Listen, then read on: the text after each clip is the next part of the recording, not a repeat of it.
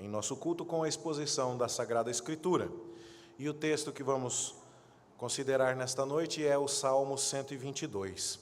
Se você prestou atenção, ele já foi integralmente lido ao longo da liturgia, mas eu gostaria de lê-lo novamente com você. Então, por favor, abra a sua Bíblia no Salmo de número 122 e acompanhe a leitura do texto sagrado que farei como preparação para a nossa exposição bíblica nesta noite. Salmo de número 122. Assim nós lemos na santa e bendita palavra do Senhor.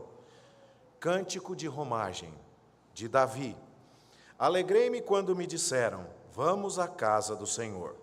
Pararam os nossos pés junto às tuas portas, ó Jerusalém. Jerusalém, que estás construída como cidade compacta, para onde sobem as tribos do Senhor, como convém a Israel, para renderem graças ao nome do Senhor. Lá estão os tronos de justiça, os tronos da casa de Davi. Orai pela paz de Jerusalém. Sejam prósperos os que te amam. Reine paz dentro de teus muros e prosperidade nos teus palácios. Por amor dos meus irmãos e amigos eu peço, haja paz em ti. Por amor da casa do Senhor, nosso Deus, buscarei o teu bem. Que o Senhor nos abençoe no estudo da sua palavra nesta noite. Meus irmãos, uma das coisas maravilhosas de ser pastor é que a gente coleciona histórias. Algumas delas são tristes, algumas delas são de grande vitória e superação, e algumas delas são engraçadas. A vida de pastor é tudo, menos monótona, isso eu posso lhe assegurar. E enquanto me preparava para ser pastor, dando aulas de piano, lá na Igreja Presbiteriana da Lapa, em São Paulo, acontecia muita coisa por lá. A igreja se situa bem próxima ao terminal de ônibus da Lapa. Então, você sabe que rodoviária, terminal de ônibus é um lugar por onde passa muita gente, e gente de tudo quanto é tipo.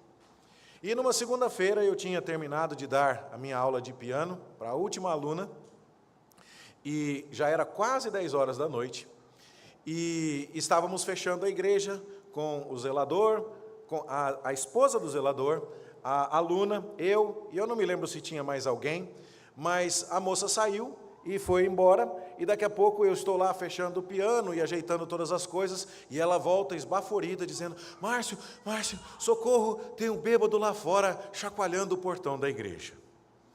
E eu então vou conversar com o bêbado. Por favor, não se escandalize, mas o seu pastor tem uma certa manha para conversar com o bêbado.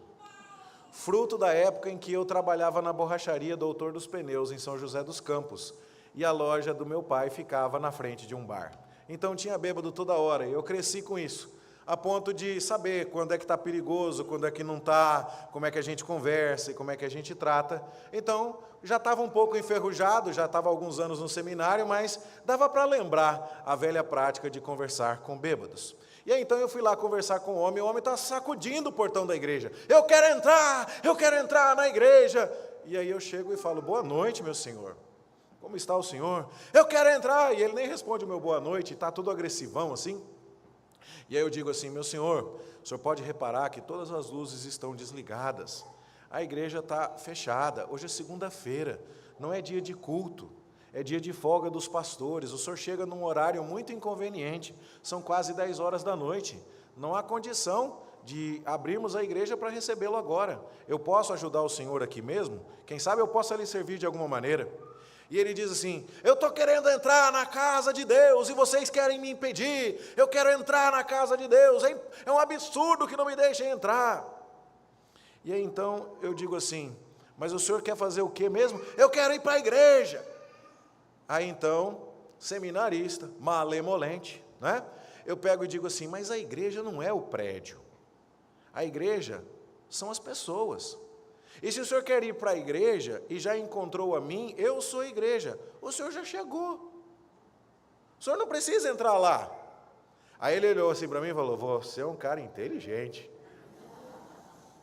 E aí eu falei assim, mas que pressa é essa de ir para a igreja, meu senhor? E ele pega então e me solta assim, e diz assim, é porque, vou te contar, É porque eu saí de casa hoje, assim que cheguei do serviço, eram umas 4h30 para 5 horas, e eu falei para minha mulher que eu ia para a igreja. E eu parei no bar, encontrei uns amigos, eu comecei a beber. E se tem uma coisa que eu não sou, é mentiroso. Então, eu não vou voltar para casa sem ir para a igreja. Porque eu falei para ela que eu ia para a igreja. Eu falei, mas por que o senhor não disse logo? Isso é uma coisa tão simples de resolver. E eu costumava andar com os boletins impressos da igreja naquela época na minha pasta, com cópias. E aí então eu saquei um boletim e falei, pois eu posso lhe dar um atestado agora mesmo? E ele olhou e falou assim, você pode fazer isso? Eu falei, eu sou seminarista, o senhor está pensando o quê?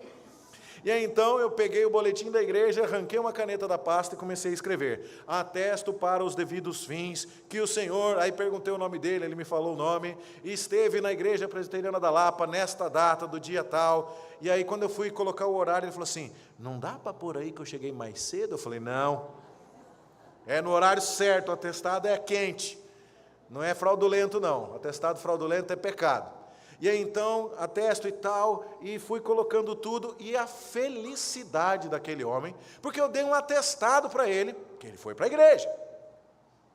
E aí então, quando chegou a hora de entregar, eu ia entregar para ele, ele foi segurando com as mãos, eu falei, pode parar, não é assim, o senhor vai me dar um retorno disso aqui, o senhor vai me dar o seu endereço, o senhor vai me dar o seu telefone, e quando o senhor estiver sóbrio, a gente vai lhe fazer uma visita, porque daí o senhor vai para a igreja de verdade, aí a igreja vai chegar até o senhor, porque hoje não valeu.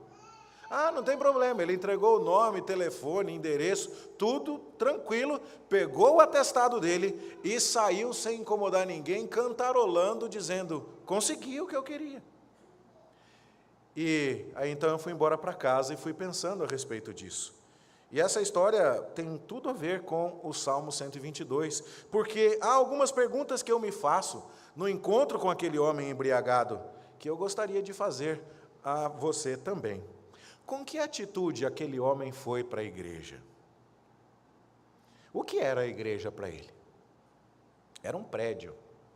O que ele foi fazer lá? Ele foi buscar um atestado. E como isso mudou a vida dele? Bom, a história continuou no dia seguinte, eu encontrei o pastor da igreja, dei o endereço do bêbado, o pastor telefonou para ele, e aí então diz o pastor, eu estava no seminário envolvido com provas e tal, não podia fazê-lo, e aí o pastor disse que o homem atendeu e falou, então é por isso que eu estava com aquele papel, ele nem se lembrava do que estava acontecendo no dia seguinte. E aí então ele ficou muito envergonhado, não quis receber a visita do pastor, mas aceitou receber um curso bíblico por correspondência que a igreja tinha o hábito de enviar. Mas então eu repito a você as perguntas. O que era a igreja para aquele homem? O que é que ele foi fazer na igreja? E como essa visita à igreja mudou ou afetou a vida dele?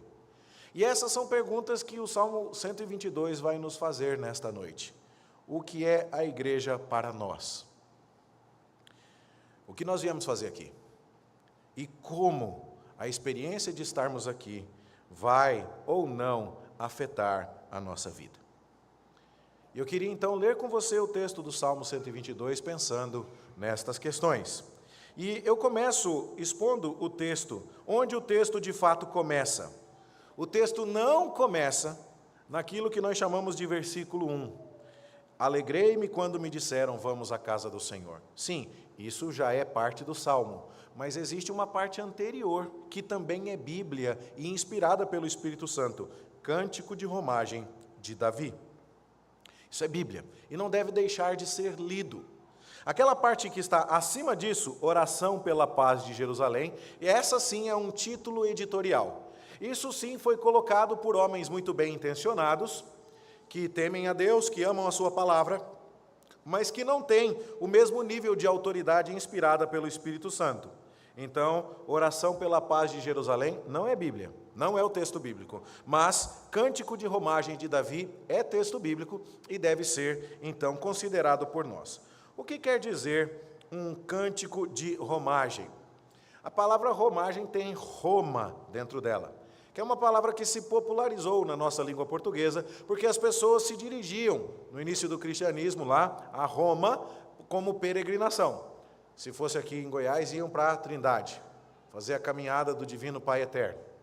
E se fosse lá em São José dos Campos, se dirigiriam à Aparecida do Norte. E essa peregrinação, não é? É nada mais, nada menos do que uma jornada religiosa. E todo judeu era ordenado, os cristãos não são, nem para ir à Aparecida, nem para ir à Trindade e nem para ir a Roma. Mas os judeus eram ordenados a ir 3 vezes por ano até Jerusalém, por ocasião da festa dos pães asmos, em conexão com a festa da Páscoa, no início da primavera, por ocasião da festa de Pentecostes, no final da primavera, e por ocasião da festa dos tabernáculos, no início do inverno. 3 vezes por ano, eles precisavam estar em Jerusalém. E esta era uma música desta peregrinação, desta romagem. Branca de Neve e os 7 Anões estão de novo na atenção do mundo inteiro por causa de um filme muito polêmico que surgiu. Mas talvez o exemplo mais básico de cântico de peregrinação que nós conheçamos seja eu vou para casa, agora eu vou para Aratimbu. Então é aquela música dos anões com a picareta nas costas, caminhando em direção à casa e cantando, ou a canção dos peregrinos que estão se dirigindo a Jerusalém e dizendo, eu estou indo adorar a Deus em Jerusalém. Eu estou indo para a casa do Senhor, o templo que foi erguido por Salomão por ordem de Deus. E essa viagem é uma viagem que pode ser cumprida, longa, que pode demorar vários dias, às vezes várias semanas. E esta música que está aqui nos é preservada como uma das canções que o povo de Deus entoava ao longo dessa marcha. Aliás, se você verificar o livro dos Salmos, você perceberá que existe uma seção aqui organizada especificamente para tratar dos cânticos de romagem. O primeiro dos cânticos de romagem é o Salmo de número 120. E se você olha o título do Salmo 120, você vê ali, Cântico de Romagem. Mas no versículo 5, o romeiro, o peregrino, está dizendo assim, ai de mim que peregrino em Meseque e habito nas tendas de Quedar. Ele se lamenta porque mora muito longe, mora perto da Arábia. E ele tem que viajar muito para chegar ao templo. Já no Salmo 121, que também é um cântico de romagem, ele fala agora da viagem, que Deus vai guardar o peregrino e vai permitir que ele chegue em Jerusalém, a sua entrada, e que ele retorne de Jerusalém, a sua saída, que Deus vai guardá-lo no caminho e não vai permitir que os seus pés tropecem, ele não vai tropeçar em alguma pedra, fraturar o tornozelo e precisar do auxílio de uma ambulância. Deus vai guardá-lo nessa peregrinação. Então, no Salmo 120, ele está muito longe, no Salmo 121, ele está a caminho, e no Salmo 122, ele chegou. Diz o versículo 2, pararam os nossos pés junto às tuas portas. Então, esta é uma seção do livro dos Salmos que tem as músicas cantadas enquanto as pessoas peregrinavam. Estou morando longe, canta o Salmo 120. Estou no caminho, cante o 121. Cheguei em Jerusalém, cante o 122. E agora, estou vendo o Monte Sião, estou vendo todas as coisas. Canto o 125. Os que confiam no Senhor são como os montes em Sião.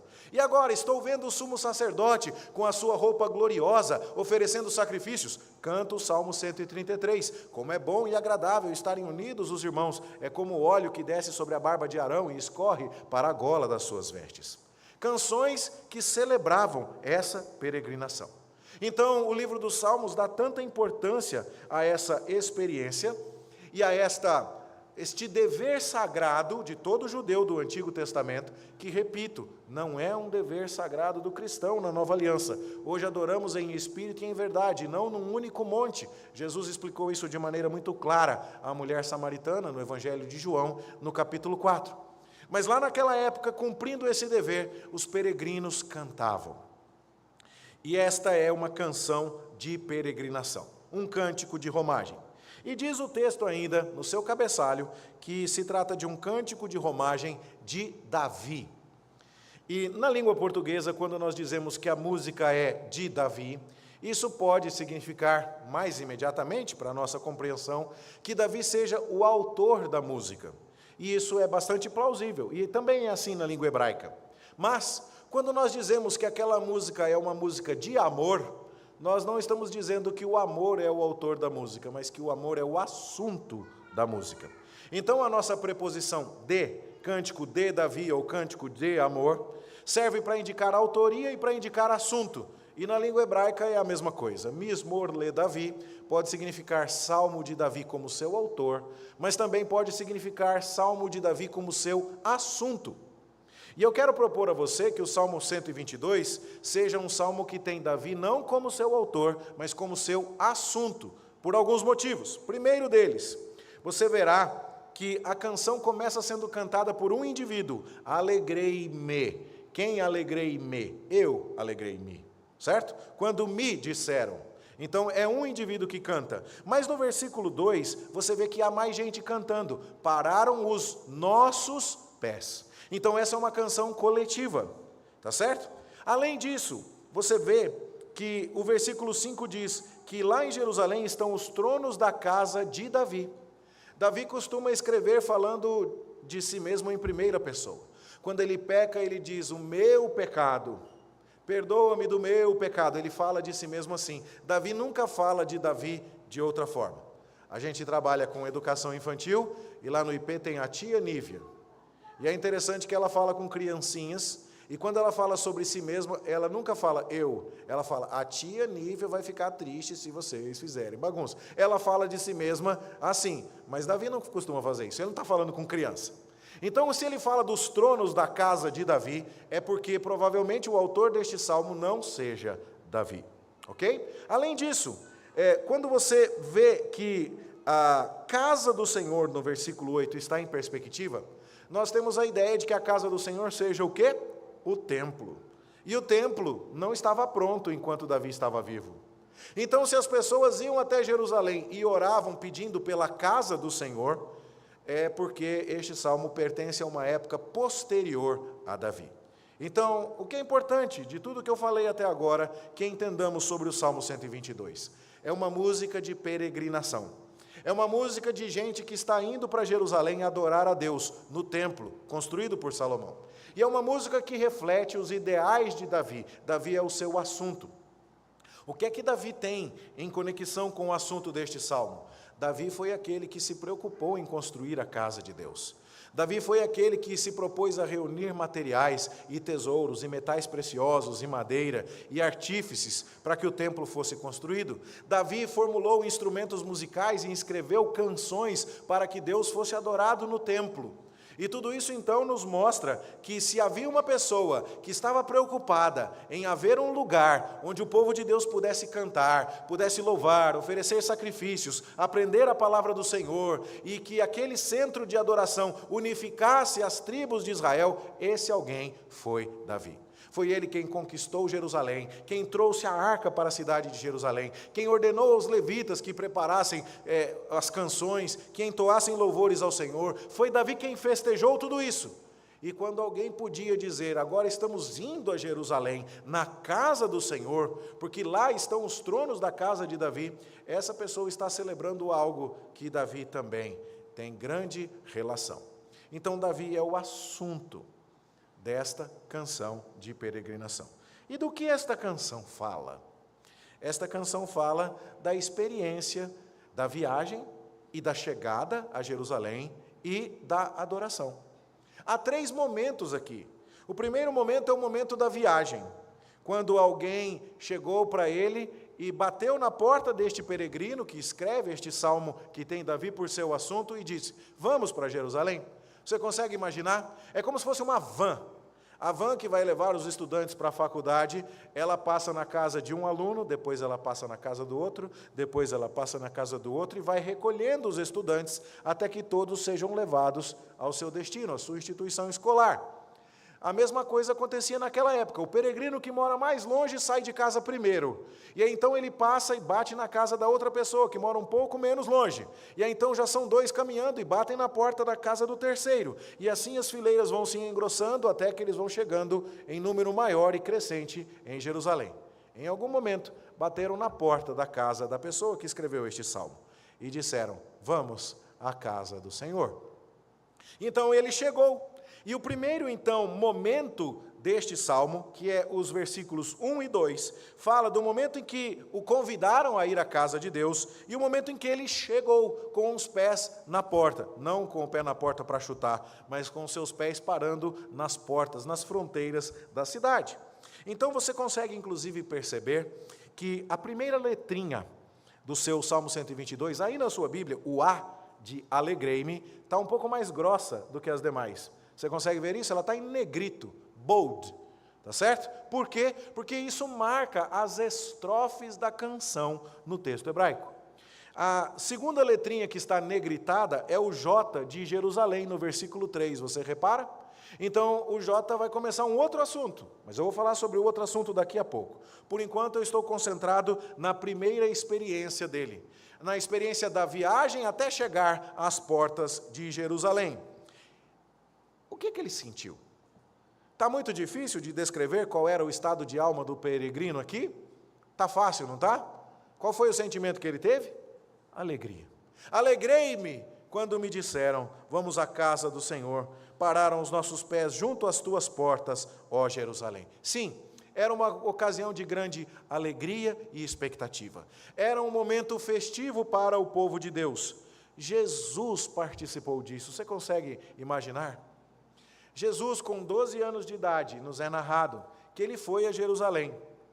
Tudo nos leva a entender que Jesus fez viagens anuais a Jerusalém, porque ele era filho de judeus piedosos, José e Maria. José e Maria levaram Jesus ao templo para ser apresentado e para que sacrifícios fossem oferecidos quando Jesus nasceu. Isso está narrado nos primeiros capítulos do Evangelho de Lucas. E eles continuaram a peregrinar em direção a Jerusalém todo ano. E no 12º ano de vida de Jesus, nós temos o relato de uma experiência interessante. Por quê? Porque quando os judeus completam 13 anos, os meninos viram homenzinhos. E eles são convidados para aquela cerimônia conhecida como Bar Mitzvah, onde eles então agora são autorizados a ler o livro da lei na sinagoga. E antes dos 13 aninhos você é criança, e depois dos 13 para frente você já é homenzinho. E hoje para nós tem criança de 40 anos de idade comendo dananinho do papai e da mamãe. Nós estamos vivendo problemas bastante diferentes. Mas naquela idade, com 13 anos, seja homem meu filho, já está na hora, está quase na hora de casar mesmo, certo? Então, era uma outra realidade. E agora Jesus está com 12, quase 13, e a turma vai se organizar para ir para Jerusalém. Era uma festa, era uma ocasião de peregrinação. E a família se dividia. Primeiro saíam as mamães com as crianças, porque a marcha da turma com criança de colo é diferente. Você que já teve os seus filhos pode se lembrar bem de como era mais fácil se arrumar e sair de casa quando era só o casal. E de como agora fica diferente a vida quando tem que lembrar do carrinho, da mamadeira, da fralda, do lenço umedecido, de apertar o cinto atrás e tal. E você, pai, que já passou por essa fase como eu, lembra com saudade daquele grito de independência, o dia que você pôde finalmente tirar as cadeirinhas do banco de trás, porque eles já tinham mais de 45 quilos e podia só usar o cinto de segurança. Pois é. Pois agora a mãe de Jesus está saindo com um Jesus de 12 anos, cercada de outras mulheres e outras crianças que vão primeiro peregrinando em direção a Jerusalém. Os homens demoram um pouco mais, eles vão um pouco mais devagar. E aí então, os homens, ao contrário, demoram um pouco mais para sair. Eles andam mais rápido e, portanto, saem depois. Então as mulheres e crianças vão na frente, e os homens ficam cuidando dos rebanhos, cuidando da lavoura e tudo mais, e saem depois e se encontram com todos ali. Na hora de voltar, também é assim. As mulheres e crianças voltam primeiro, marchando mais devagar, e os homens ficam terminando os negócios, acertando todas as despesas dos sacrifícios, da pousada e outras coisas, e em seguida eles voltam. Chegou o dia de Jesus ir participar dessa festa. E aí então, ele está com 12 anos de idade. E Maria, então, começa a se organizar e a pensar, vamos embora, vamos voltar para Nazaré e tudo mais. E aí, então, cadê Jesus? Cadê Jesus? E porque Jesus tem 12, ela pensa, está virando hominho, acho que ele quer ir com o papai. E ela, então, deixa Jesus bancar o hominho e sai. E o José, então, quando chega no dia seguinte, fala, vamos embora, vamos, cadê? Não tem mais ninguém? Não, Jesus não está aqui, não. Foi com a Maria. Não se tratavam de pais relapsos. Nós estamos falando de uma comunidade que tinha lá suas 100 mil pessoas, a Jerusalém do século I, mas era aquela comunidade onde todo mundo se conhecia. A história do Cefim de Quem já é mais antiga do que parece. E aí então, o que acontece? José procura Jesus e pensa, ele deve estar com a Maria. E ele sai então sem Jesus, e a Maria foi na frente sem Jesus, e a hora que eles se encontram lá no meio do caminho, é que eles percebem, sabe aquele desespero da mãe e do pai se encontrando? Não está com você? Não, pensei que estava com você, mas não está com você? Não, volta para Jerusalém. E é então que eles vão encontrar Jesus 3 dias depois. Não porque Jerusalém era tão grande que eles tiveram que procurar Jesus por 3 dias até achar. Não, a cidade era pequena, era menor que o Jardim América. Mas a questão é que foram 3 dias em que Jesus esteve solto, não é?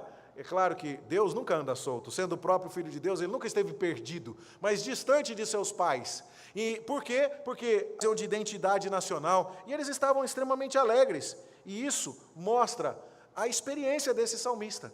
Eu estou feliz porque eu vou à casa do Senhor. E sabe de uma coisa? Existem outras canções que celebram a graça e a beleza dessa experiência na Bíblia, sem que sejam também cânticos de romagem. Salmos que celebram essa experiência e que são cantados nessa viagem, são os cânticos de peregrinação, salmos de romagem. Mas também existem salmos que cantam sobre a beleza da cidade de Jerusalém, a glória daquele lugar onde o povo de Deus se encontra. E a gente canta isso até hoje e nem sempre sabe disso. São os chamados cânticos de Sião, as músicas que exaltam o fato de que Jerusalém, como o lugar onde o povo de Deus se encontra, é o melhor lugar do mundo. E a gente canta alguns cânticos assim. Salmo 48 diz, grande é o Senhor e muito digno de louvor, que a cidade do nosso Deus, o seu santo monte, é a alegria de toda a terra. Estamos falando de Jerusalém, e nós cantamos isso. Se você também conhece outra música, um pouquinho mais antiga do que essa, quão amáveis são os teus tabernáculos, Senhor dos exércitos. A minha alma suspira e desfalece pelos átrios do Senhor, e o meu coração e a minha carne exultam pelo Deus vivo. Uma música que nós também cantamos nos dias de hoje, para falar da alegria de estar no templo. Agora, se você for das antigas mesmo, você vai lembrar do coral cantando, louva a Deus, ó Jerusalém, louva a Deus. Alguns estão se refrescando, ufa, que eu não conheço essa. Né? Mas é um cântico de coral muito antigo que eu ouvi assim que a minha família se converteu. E dizia, pois ele reforçou as trancas das suas portas e abençoou os seus filhos dentro de ti. É o Salmo 147. Ou seja, o seu livro dos Salmos está repleto de canções que nos dizem assim, ir para Jerusalém, peregrinar para Jerusalém, é uma maravilha. A cidade de Jerusalém, onde está a casa de Deus, é a maior alegria que você pode ter nesta vida. Não é o shopping center, não são as águas quentes de Caldas Novas, não é Disneylândia. O melhor lugar do mundo é a casa de Deus, com o povo de Deus. E não há substituto para isso. E então o Salmo 122 está descrevendo isso. A alegria de um peregrino que foi para a casa de Deus, cheio de motivos para celebrar, para cantar, para escrever poesia, para publicar as suas canções, para convidar outros a cantarem com ele. Isso deve nos levar a uma pergunta importante. Nós somos contaminados com essa mesma alegria? Quando comparecemos à casa de Deus, estamos felizes assim? Eu acho que uma das coisas que serão levadas aqui de história interessante é a questão do leite com groselha, né, Chiquinho? Leite com groselha ficou. Porque há uns anos atrás eu usei essa história aqui. Alguns se lembram, eu tenho certeza que o Chiquinho e a Inês lembram mais do que os outros, porque eles foram corajosos de provar. E eu conto a história do leite com groselha, que é assim, na minha cabeça. Groselha Milani, conhece? Tudo fica uma delícia, guarde o nome, não se engane. Groselha vitaminada, Milani, nunca ouviu isso aí? Também com sabor morango e framboesa, tchanã. Era a TV Tupi fazendo isso em 78, gente do céu. Bom, eu tinha a groselha. E o meu pai queria tomar groselha com leite, mas a groselha que os meus amigos tomavam era sempre com água e açúcar. E aí então o meu pai falava, vamos tomar groselha com leite? E eu falava, não, isso aí está esquisito. E alguns de vocês estão fazendo a cara de que acham que está esquisito mesmo. Sejam corajosos que nem o Chiquinho, ele provou, ele gostou. E aí, sabe o que aconteceu? O meu pai queria me convencer a tomar leite com groselha, e eu não queria. Só que aí, ele e o meu irmão puseram um copo de groselha com leite e começaram a fazer assim.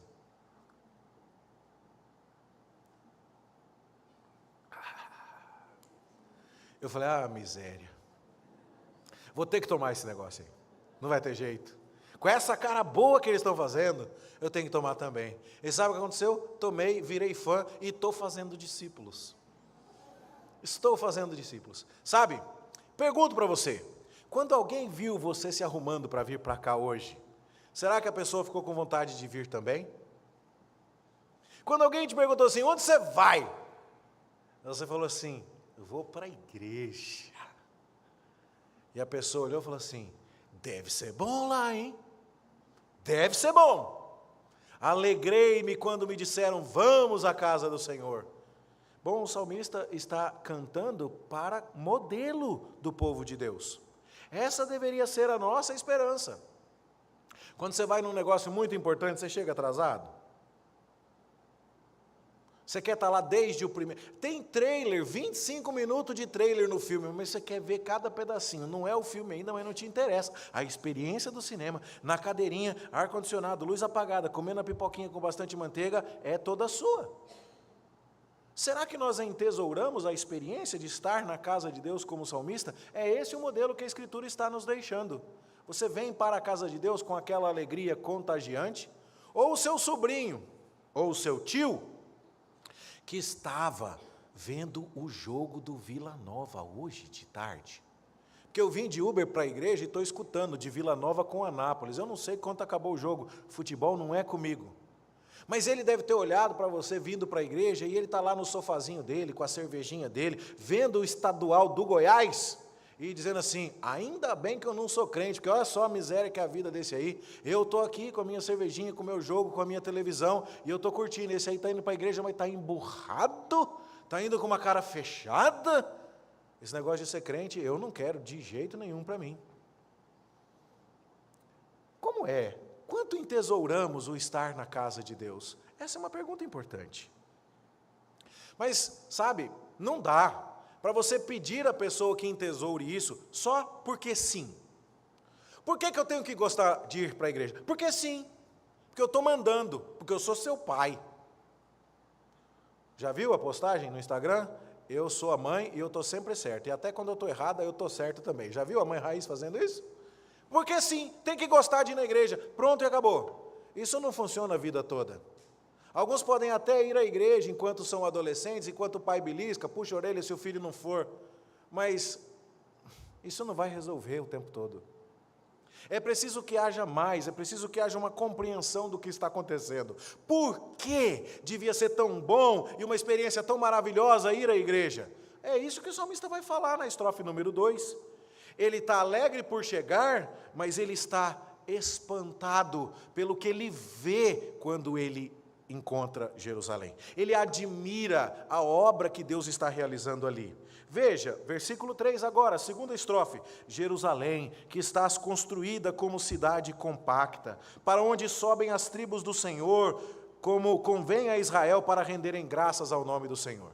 Ele começa falando da arquitetura. Uma cidade que tem muros, uma cidade fortificada, o que era importante naqueles dias.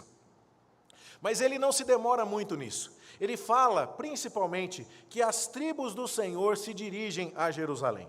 Eu já mencionei que essa era uma exigência de Deus. Em Deuteronômio 16:16, Deus diz, 3 vezes ao ano todo varão entre ti aparecerá perante o Senhor teu Deus no lugar que ele escolher. 3 vezes por ano todo mundo tinha que ir para lá, e isso era conveniente, porque era obediência ao Senhor. Mas não é só isso.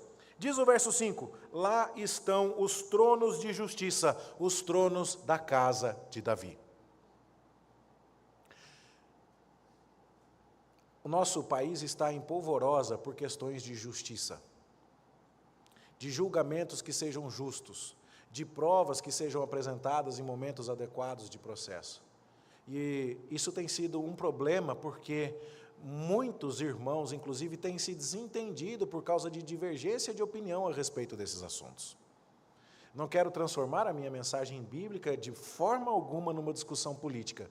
Eu só quero trazer a você um argumento que eu creio que todos, quaisquer que sejam as suas opiniões políticas, haverão de concordar. Nós temos fome de justiça. Nós desejamos e precisamos de leis justas e de julgamentos justos. Julgamentos que sejam sábios. Nós precisamos pertencer a um grupo, a um governo que nos assegure que aquilo que é justo nos será providenciado. E o salmista está olhando para aquela cidade compacta que é Jerusalém e dizendo, se eu precisar de justiça, eu a encontrarei aqui. Sabe por que ele fala isso?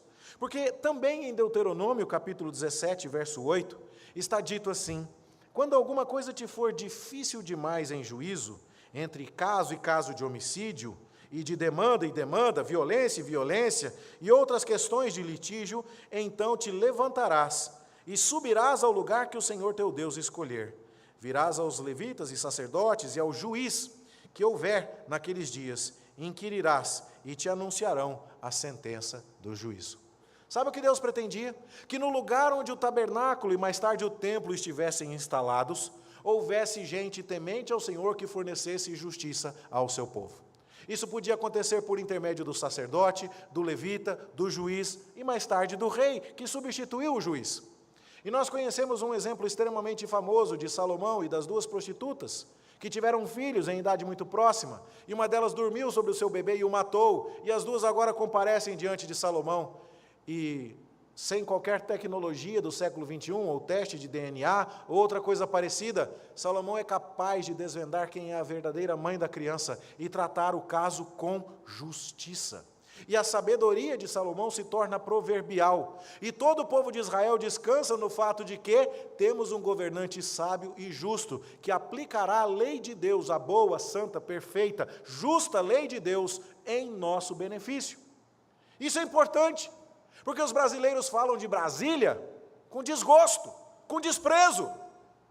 Mas o judeu está falando de Jerusalém com deslumbramento. Isso é importante, meus queridos, porque nós precisamos de justiça. Mas não é só isso, não é? Este assunto todo, não é? Está centrado no fato de que estão em Jerusalém os tronos da casa de Davi. Trata-se de uma promessa que Deus fez em 2 Samuel, capítulo 7, de que Davi governaria e que um descendente dele sempre estaria assentado no trono de Jerusalém. E que para sempre o nome de Davi estaria associado ao governo. E é por isso, inclusive, que o nome de Davi é o nome mais citado em toda a Bíblia, depois do nome de Jesus. Porque Jesus é a raiz de Davi, ele é o descendente de Davi que governa para sempre.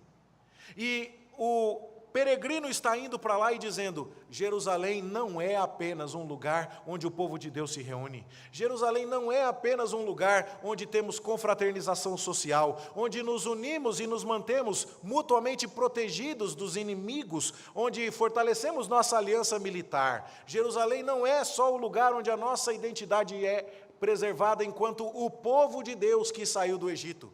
Não, Jerusalém é uma cidade compacta, uma cidade fortificada. Jerusalém é uma cidade onde você encontrará justiça. Jerusalém é a cidade que tem um governante, que pertence a uma dinastia, que governará o mundo inteiro para sempre. Aqui é a cidade do trono do rei definitivo. E é assim que nós deveríamos também vir à casa de Deus hoje, à igreja. Porque aqui nós temos a oportunidade de encontrar gente que está sendo transformada por Jesus Cristo, como Antônio, que hoje veio assumir o seu compromisso público com Jesus. É aqui que a gente encontra gente que cuida dos nossos filhos quando a gente viaja, que olha para a gente quando a gente precisa de uma cesta básica, que olha para a gente quando a gente precisa deixar os filhos para fazer algum serviço, que vai lá na casa da gente cuidar das nossas crianças para a gente vir no encontro de casais.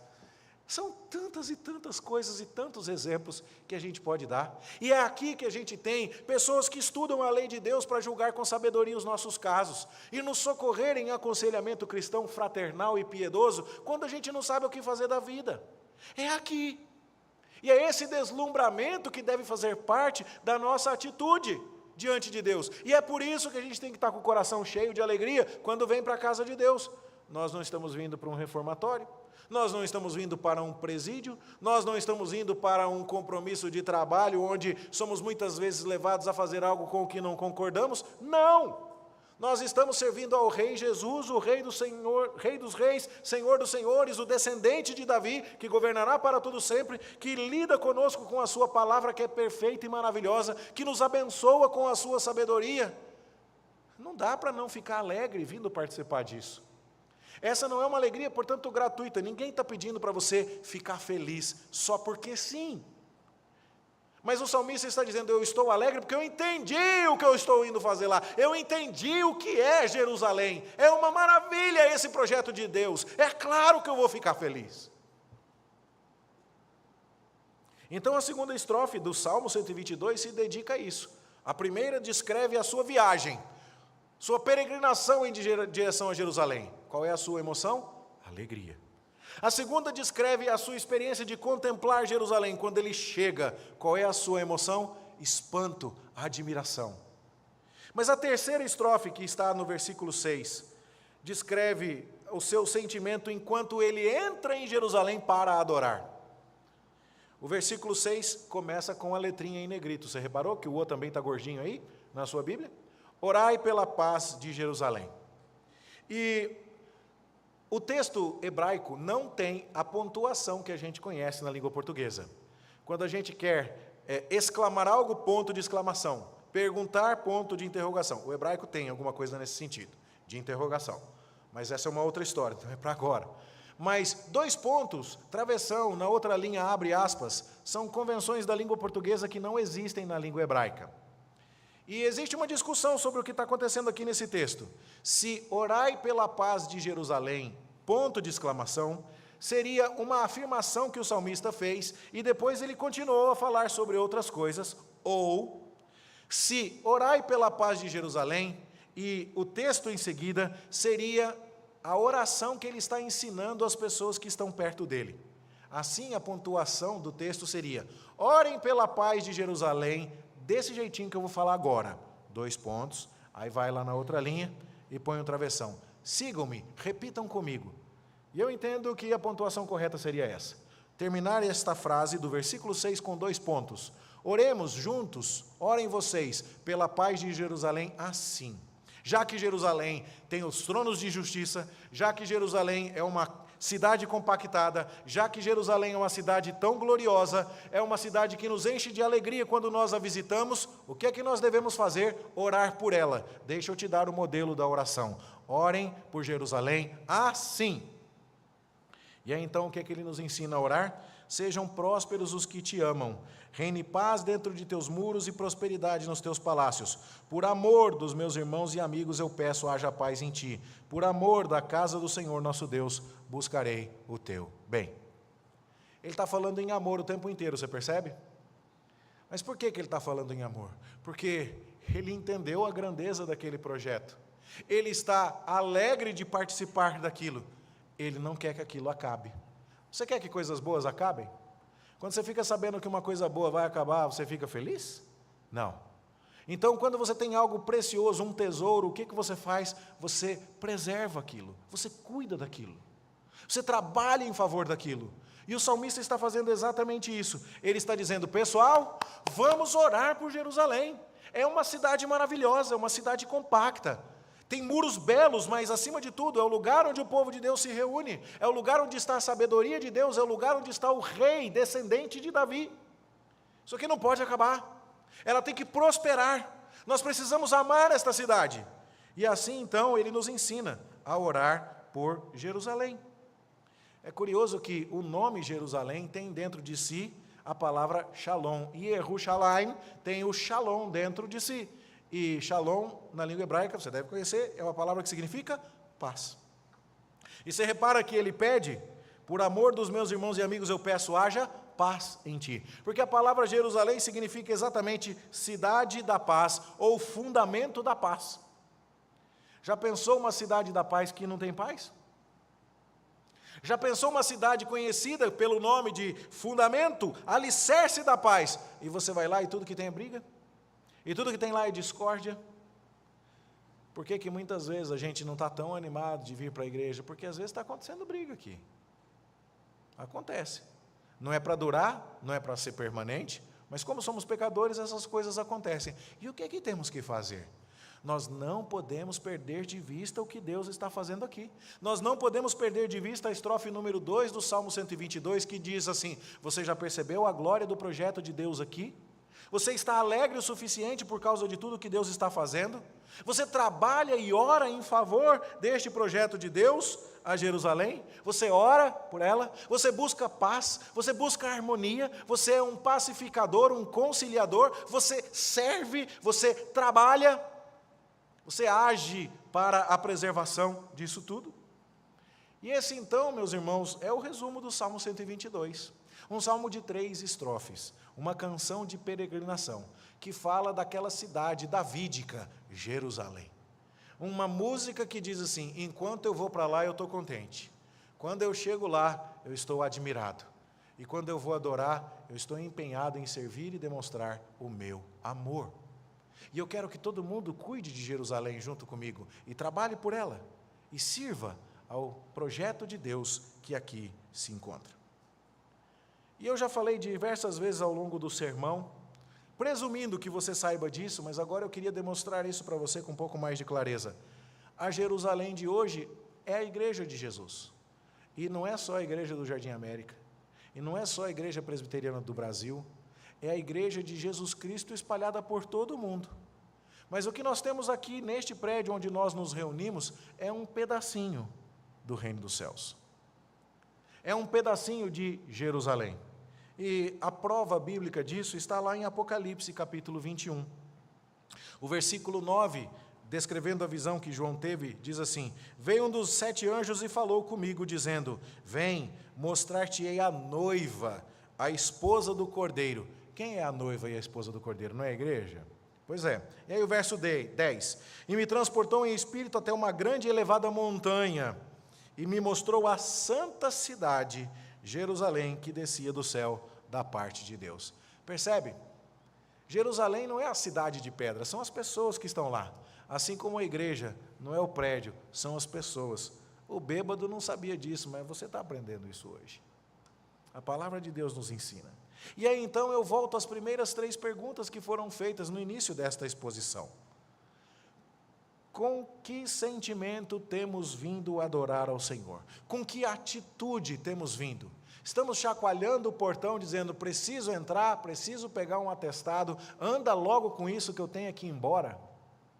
Que chatice ter que aguentar isso e esse povo que não me deixa entrar aqui. O bêbado veio por obrigação. A única coisa que ele queria era chegar em casa e não ter uma esposa gritando com ele. Ele só não queria passar por mentiroso. Mas você, quando você veio aqui, por que você veio? O que você veio fazer aqui? Você está realmente integrado nesta comunidade de fé? Você faz parte deste projeto de Deus? Você tem o conceito adequado do que é a igreja, a comunidade dos redimidos pelo sangue de Jesus, dos mais que vencedores pelo sangue do Cordeiro, que estará celebrando triunfalmente por toda a eternidade a vitória sobre o pecado, sobre a morte, sobre o mundo e o diabo, e celebrando e adorando a Cristo aos seus pés, o herdeiro do trono de Davi por toda a eternidade. Você tem ideia que é isso que está acontecendo aqui nesta noite? É com essa atitude, então, que você vem, com essa alegria, com esse respeito, com essa reverência? Isso se reflete na maneira como você se vestiu? Isso se reflete no horário em que você colocou o seu despertador para acordar do seu sono de beleza neste domingo de tarde? Isso se reflete nas previsões que você fez, que você poderia chegar atrasado se demorasse muito para estacionar o carro? Isso se reflete no zelo que você teve para adorar a Deus, para cantar com o Senhor as primeiras canções desde o início da liturgia, para acompanhar a primeira oração do culto? Isso se reflete realmente na maneira como você se aproxima de Deus e do seu projeto aqui no meio do seu povo? Mas não dá para pedir isso para você só porque sim. Não dá para pedir que você se alegre, que você se encante, se você não refletir no que Deus está fazendo. Então qual é o conceito que você tem de igreja? Para o bêbado, a igreja era o prédio, era tijolo. E para muita gente, a igreja pode ser o lugar para criar os filhos, porque, sabe, meu filho adolescente está arrumando umas amizades meio estranhas, se eu levar ele na igreja, pelo menos lá os meninos são melhorzinhos. Igreja pode ser o lugar para casar. As meninas do mundo, as da igreja é melhorzinha, usam uns vestidos mais bonitos, tem uns cabelos maiores. E aqui na nossa igreja, o que tem de menina bonita, meu Deus do céu. Né? E aí? Não. O bêbado só enxergava o prédio, mas o salmista enxerga muito mais do que isso. E é por isso, inclusive, que na mensagem pastoral do nosso boletim de hoje, eu coloco para você um texto do pastor Ronaldo Lidório, chamado A Noiva Estava Linda. E ele conta da sua experiência de casamento, e que acho que todos nós temos alguma coisa parecida com essa. Eu não vou entrar na minha história, mas na semana do meu casamento, na terça-feira, Priscila bateu o carro e meteu o beiço no volante. Mas inchou. Inchou tanto que quando eu levei ela no pronto-socorro, eu fui um dos que a socorreram, a enfermeira olhou e falou assim, você vai casar sábado? E ela tinha feito prova de maquiagem. E ela já estava meio chorosa. Eu falei, vou. A enfermeira olhou assim, com essa boca aí, eu não casava. Aí que borrou a maquiagem e tudo, e eu já não sabia o que era hematoma da batida e o que era roxo da maquiagem escorrendo.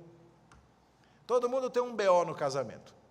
Ronaldo Lidório conta que no dia do seu casamento ele chegou a perder as esperanças, porque o florista atrasou, porque o vestido da noiva rasgou, porque aconteceu isso e tal, e toda cerimônia de casamento tem as suas inquietações. E que houve um determinado momento da cerimônia que ele falou, vai dar errado isso aqui, vai dar tudo errado. Só que quando chegou a hora mesmo, igual chegou a hora do dia do meu casamento, a minha maquiadora fez milagre, pegou o beiço da Priscila e passou batom só na metade de baixo, cobriu a parte de cima com base. Depois eu te mostro a foto. Mas o Ronaldo Lidório vai dizer assim, olha, quando chegou a hora mesmo do tam, tam, taram, né? E a noiva estava entrando, a noiva estava linda. E sabe qual é o problema? É que às vezes a gente se distrai demais com as agitações e com os imprevistos da cerimônia, mas se esquece que quando chega a hora do casamento mesmo, quando chegar a hora da nova Jerusalém, da Jerusalém celestial ser apresentada para o Cordeiro, do jeito que João descreveu em Apocalipse capítulo 21 e 22, a noiva estará linda. E a gente devia olhar para a noiva, a igreja de Cristo agora, e saber que de vez em quando tem um rasguinho no vestido, tem um acidente de carro na terça-feira, tem um pecado ou outro que ainda predominam em nosso meio, e nós os choramos e os lamentamos, e lutamos contra ele, mas aqui está a noiva do Cordeiro. E quando chegar o dia que o noivo vier buscá-la, ela estará linda e perfeita e maravilhosa. E não tem outro lugar melhor no mundo para você estar do que aqui, porque a noiva se reúne aqui, e ela congrega, e ela espera o seu noivo, e ela ouve a voz do seu noivo, e ela elogia o seu noivo, e ela declara o seu amor pelo noivo, e ela está com os outros que também são noiva junto com ela.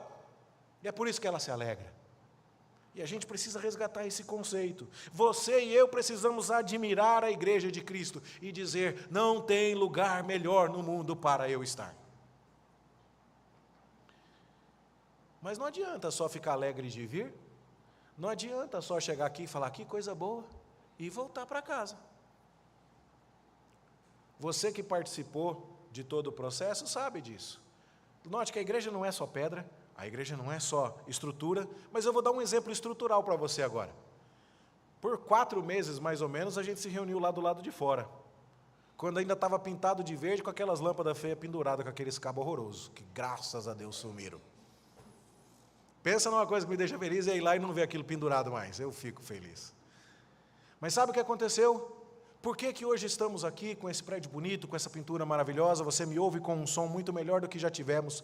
Porque teve gente que disse assim, eu amo isso aqui, aqui é a casa de Deus, aqui eu vou fazer o que o Antônio prometeu que fará, e todos nós já prometemos um dia, aqui eu vou servir, aqui eu vou contribuir, aqui eu vou amar, aqui eu vou ser útil. Por quê? Porque é aqui que está a noiva do Cordeiro.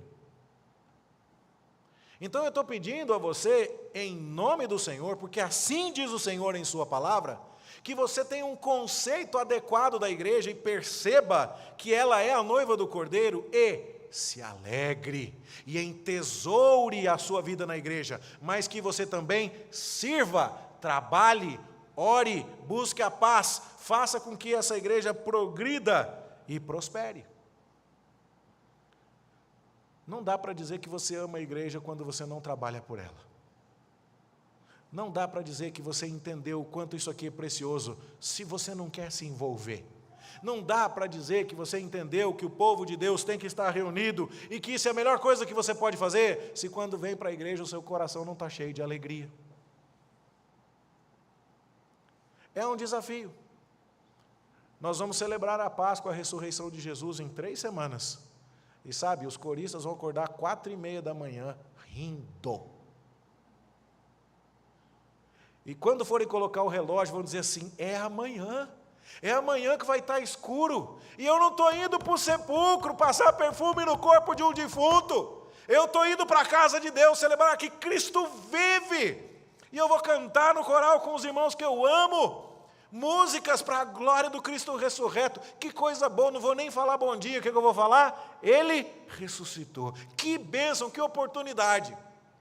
É claro que o teu colega de serviço vai olhar para você e falar, você é louco, feriadão desse, emendado com 21 de abril, Tiradentes, dava para você esticar lá para Caldas Novas, pegar umas 3 diárias lá, baratinho, e você fala assim, você não entendeu, nada vai me dar a alegria maior do que estar aos pés do noivo. É isso que é igreja. Igreja é esse bando de gente que enxergou coisa que os outros não viram. Então a gente vem para cá, trabalha, paga, escuta o pastor reclamar da gente, toma bronca e sai embora feliz. Não é isso que é a igreja? Você vem, procura fazer tudo certo, aprende quando está errado, leva bronca, é exortado, paga, trabalha, agradece e vai embora rindo. Por quê? Porque você entendeu o que está acontecendo aqui. Meus irmãos, hoje nós estamos comemorando o aniversário da nossa igreja. E a gente precisa entender o que está acontecendo aqui. A gente precisa entender o que nós estamos fazendo. Por que temos que estar alegres? Por que temos que agradecer a Deus? Por que é o nosso privilégio estar aqui? E o salmista já nos deu pistas de sobra. E a minha pergunta para você é, compara a tua vida com a história do bêbado. O que é que você veio fazer aqui hoje? O que é a igreja para você? E quando você for embora, como a experiência de estar aqui terá mudado a sua vida? Eu não sei o que aconteceu com aquele homem, eu não sei nem se ele está vivo. Ele já era um homem razoavelmente idoso em 2003, quando essa história aconteceu. Então eu não sei nem se ele está vivo, mas você está aqui. O que vai acontecer com você hoje, a hora que você for embora? Você vai chegar em casa e falar assim, hoje foi uma noite maravilhosa, na companhia do povo de Deus, aos pés do Rei dos Reis, ouvindo a instrução da sua palavra, ao lado de irmãos santos, notáveis entre a terra, nos quais eu tenho todo o meu prazer, festejando a bênção de Deus no meio do seu povo. Sabe o que eu vou fazer? Eu estou lá de volta semana que vem, cheio de alegria, porque não tem lugar melhor para ir. E sabe o que eu vou fazer? Eu vou trabalhar, eu vou orar, eu vou servir, eu vou chamar os meus irmãos e dizer, irmãos, vem cá, vamos orar pela igreja, vamos servir, vamos caminhar juntos em amor, vamos trabalhar pela prosperidade desse projeto. Não tem coisa melhor para fazer com a nossa vida. Você reparou que as canções do culto foram todas dirigidas assim? A gente leu o Salmo 122, que dizia, alegrei-me quando me disseram, vamos à casa do Senhor. E cantamos o hino 28, que diz assim, quais alegres peregrinos, sempre em marcha triunfal, cantaremos gratos hinos da jornada até o final. Somos peregrinos em marcha, cantando hinos e com o coração cheio de alegria. Depois a gente leu a segunda parte do texto, Jerusalém que estás construída como cidade compacta. E aí então a gente cantou, neste edifício santo que visa o teu louvor, esteja a tua bênção, rogamos-te, Senhor. Depois a gente cantou assim, por amor dos meus irmãos e amigos eu peço, haja paz em ti. E aí o que foi que a gente cantou? Fortalece a tua igreja, Senhor. Dá-lhe tua plena graça, vem, renova o seu vigor. E agora, nós vamos cantar ao Senhor que fale conosco cotidianamente e que nos abençoe e que nos dirija. É uma canção que nós não temos cantado com tanta repetição assim,